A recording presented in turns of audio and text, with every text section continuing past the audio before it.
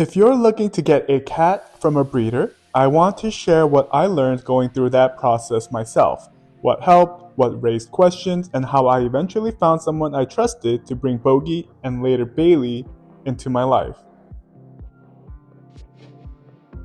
But before we dive in, I want to acknowledge something up front.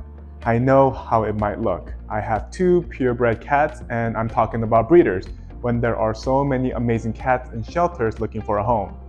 I say this with full humility. Adoption is an incredible way to give a pet a second chance. And if you're going down that route, I genuinely admire that.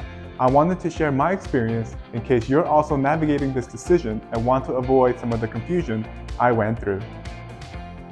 I started out like most people, by searching online. See, I knew I wanted a Siberian for their temperament and their fluff, and being somewhat hypoallergenic, but finding a breeder wasn't as easy as picking the first link.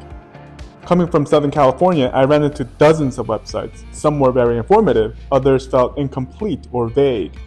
The biggest challenge wasn't finding a breeder though, it was knowing which ones were serious about the health and well-being of their cats. Over time, I started noticing some red flags that helped me dismiss some breeders immediately. Number 1. Most breeders love to show off their cats. They will clearly state who the moms and dads are. If the website you're looking at doesn't show the potential moms and dads and even the precious litters, it's probably best to avoid them. A huge red flag is when the breeder talks about price right off the bat, even if the cats are real. That just shows they're in it for the money. If you reach out to a breeder and they give you a deposit price or a kitten price, it's probably best to find someone else.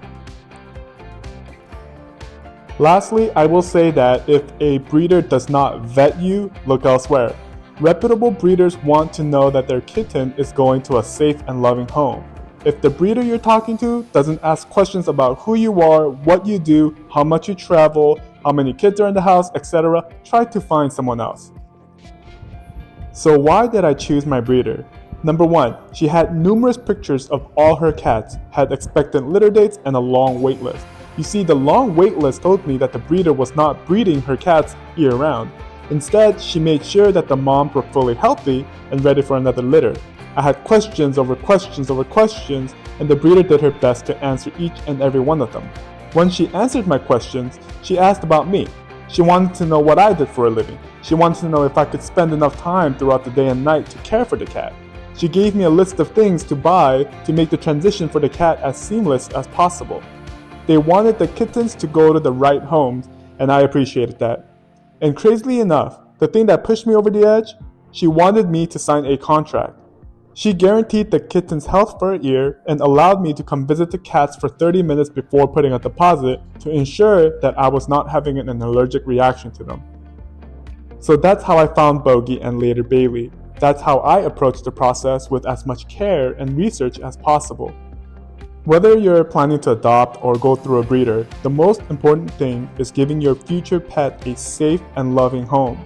It takes a lot more work than what social media shows, so be ready for the added responsibility. But if you are ready, pets can be an incredible addition to your life.